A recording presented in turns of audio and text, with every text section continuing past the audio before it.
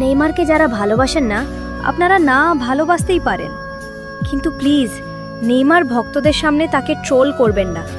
আপনারা বুঝবেন না একজন নেইমার ভক্তের অনুভূতি কেমন।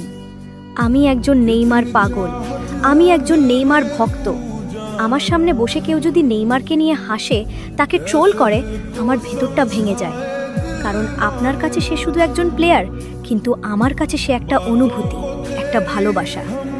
আমরা ব্রাজিল সাপোর্ট করি, তবুও আমরা লিওনেল মেসিকে সম্মান করি, ভালোবাসি। কিন্তু আপনারা কেন পারেন না? কেন নেইমারকে নিয়ে এত ট্রোল? আপনারা কি কখনো দেখেছেন মাঠে পড়ে থাকা নেইমারকে, চোখে পানি নিয়ে উঠে দাঁড়ানো একজন মানুষকে? সেই চোখের পানি আমাদের চোখেও পানি এনে দেয়, কারণ আমরা শুধু খেলা দেখি না, আমরা অনুভব করি।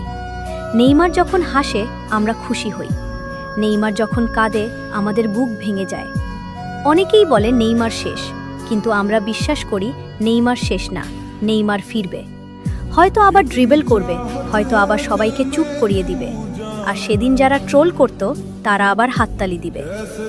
তাই বলছি, নেইমার ভক্তরা, তোমরা অপেক্ষা করো, কারণ প্রত্যাবর্তনের গল্প সব সময় সবচেয়ে সুন্দর হয়।